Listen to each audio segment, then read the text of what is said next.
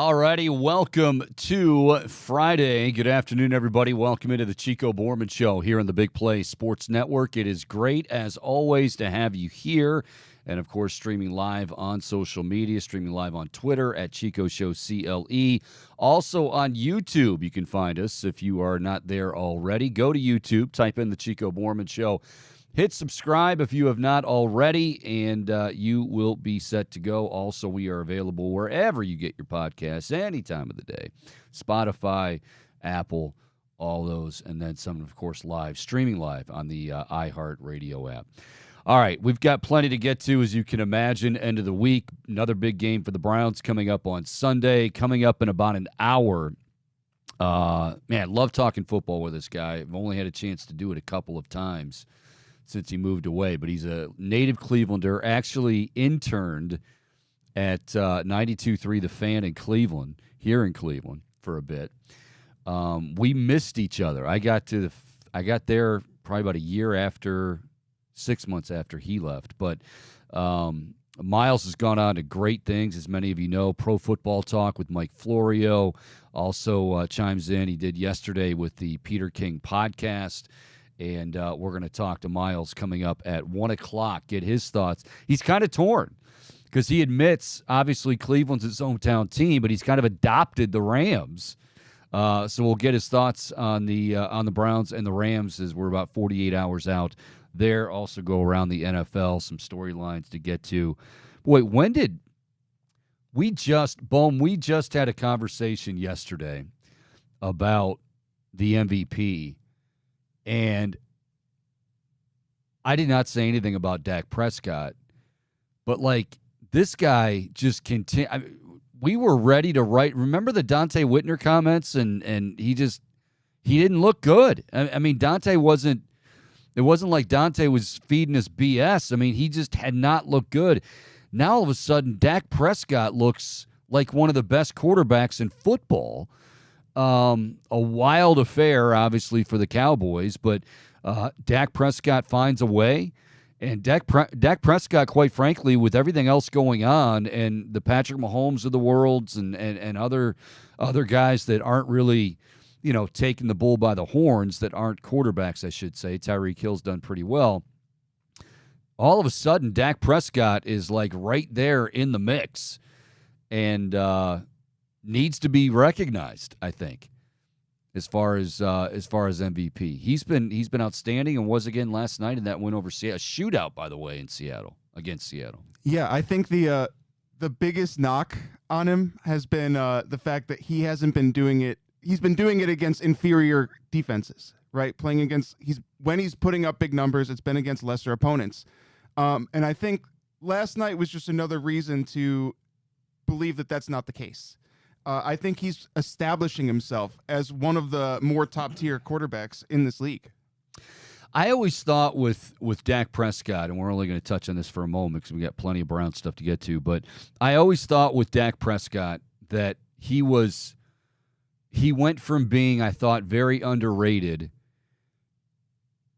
because, again, he would keep going with he'd get the extensions, he'd get paid, and but he was very productive, if not, very, very good, and put up some really good numbers not too long ago. The thing with Dak, before he had that injury, he had an ability to, run and obviously extend plays, maybe get some yards with his feet.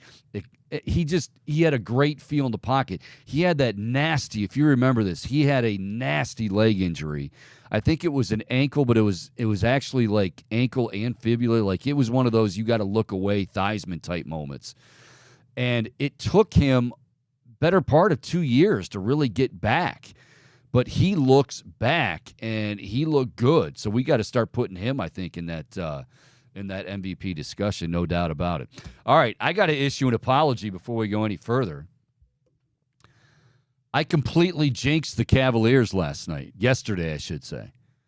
Here I am basically bitching to all of you and to Chris Fedor yesterday of Cleveland.com saying, all this negative stuff and all of this, all fans are just ready to come down on the Cavs 18 games into the season. They've had a lot of injuries, which they have. They were starting to play well, but last night is one of the things that when fans do gripe about that, they do have a gripe.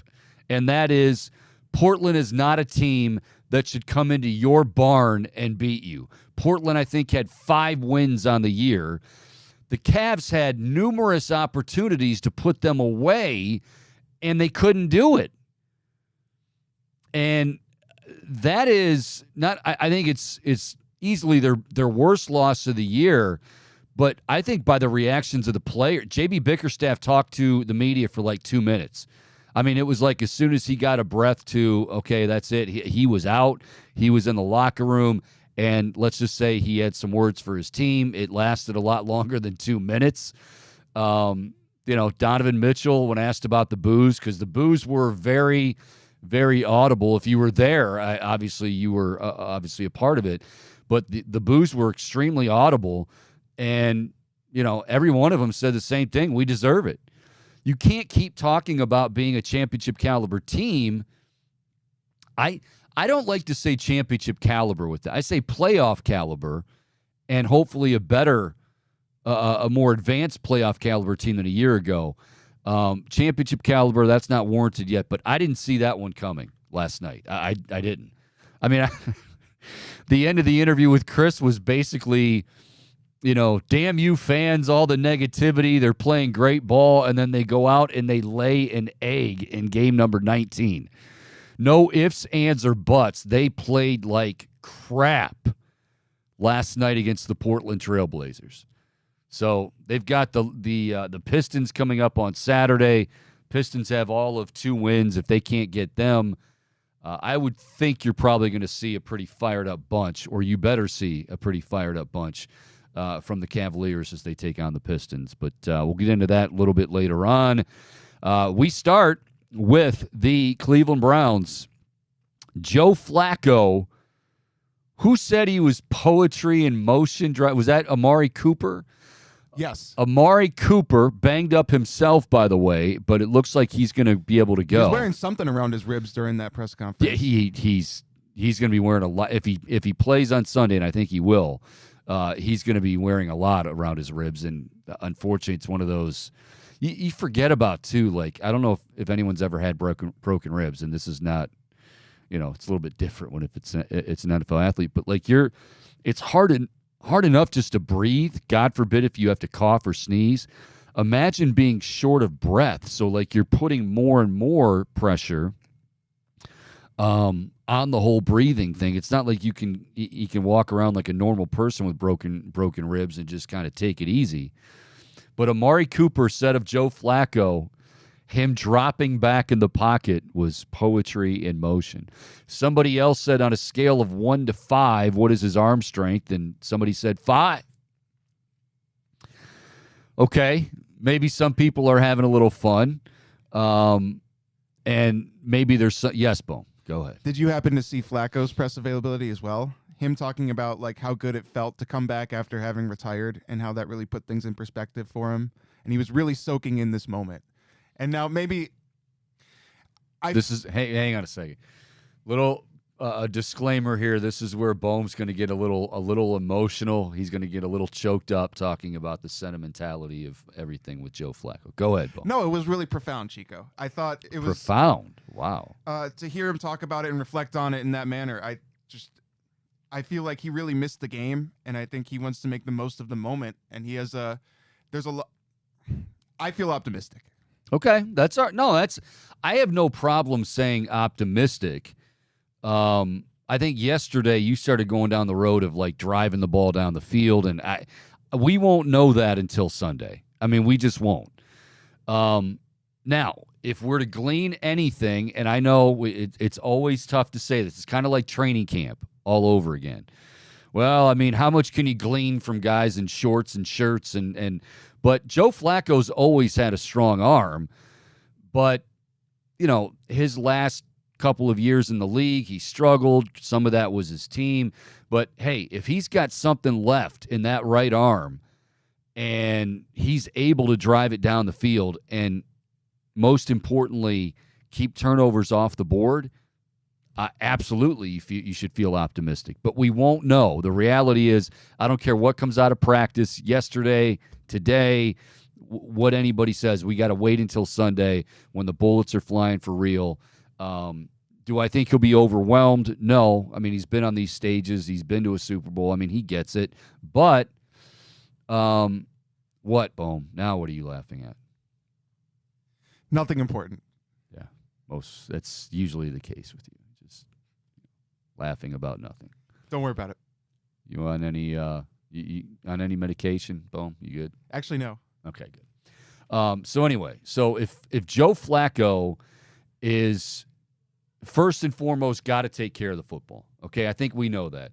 Joe Flacco absolutely positively has to take care of the football. If he can do that, it's a win.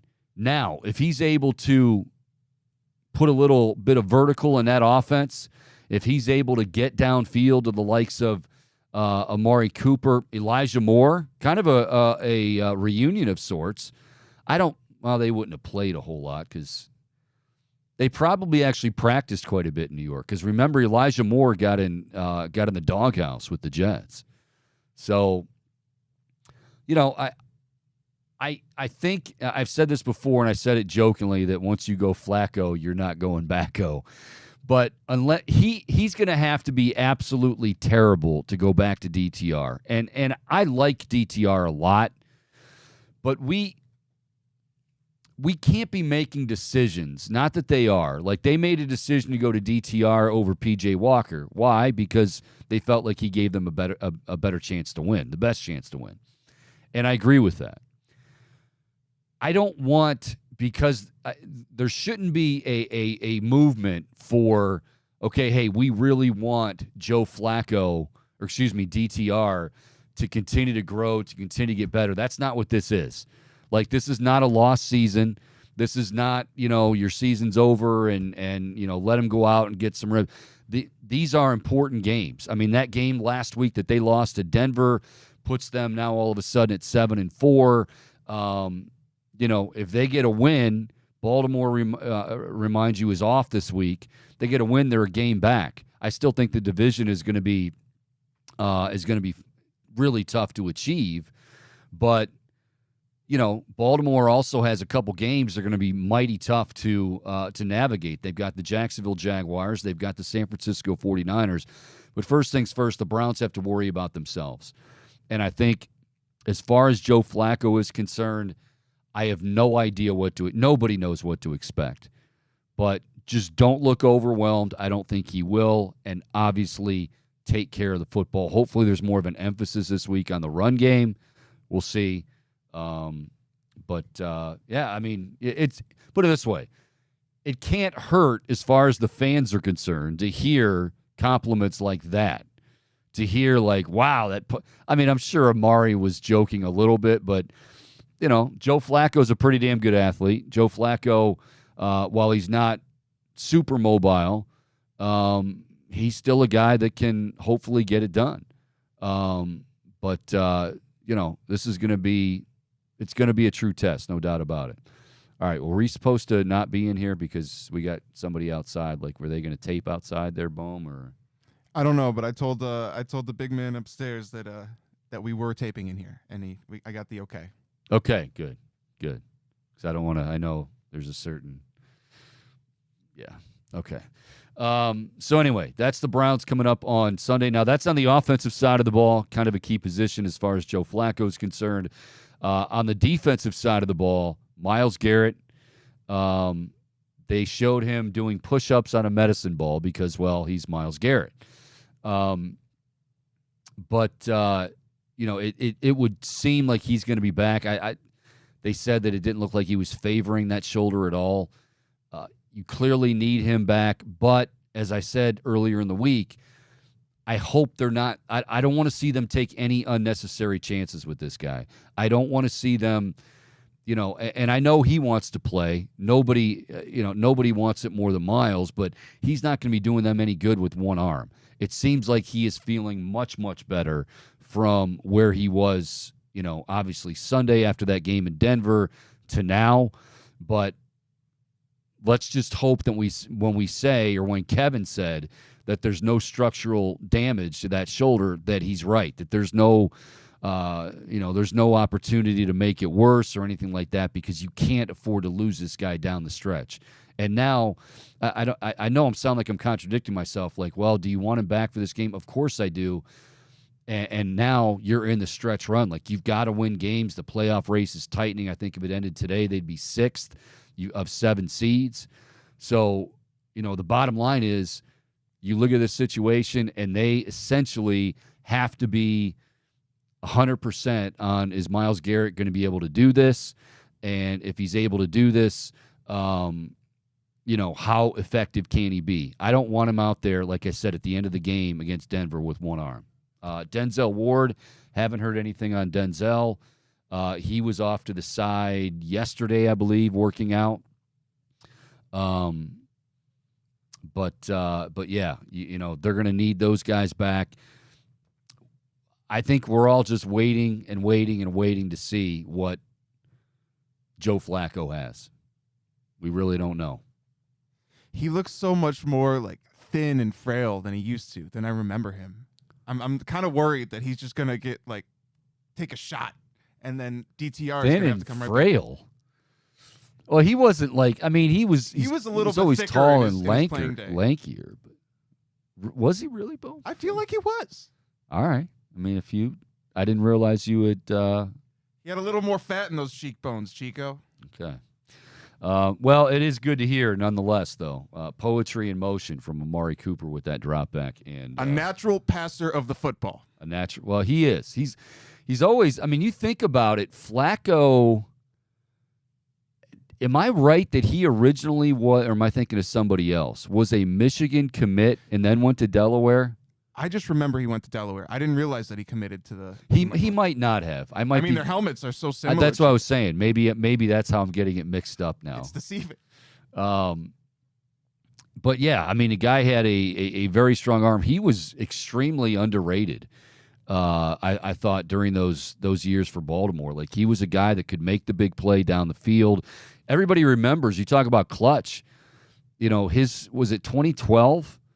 In the playoffs where he was undefeated, and I mean, he hadn't thrown an interception. I mean, he saved his best football for the most crucial games, for the biggest of stages. That's what he did. And I mean, if he can do that now, beginning this weekend against the Rams, that would be mighty, mighty helpful. So we shall see. But all set, ready to go. We got Pick 6 also coming your way today. Brought to you by Tipico. Bohm, is everything kosher over there? You had everything good? Do we have to move from the studio? As of now, no. Okay. Well, I wish Dave would have just said something initially, if that's the case. Okay. I'll tell you what. We'll take a break. And we'll be back with more. Bill Landis coming your way at 12:30. And also we've got Miles Simmons coming your way at 1 from Pro Football Talk. More of the Chico Borman Show right here on the Big Play Sports Network.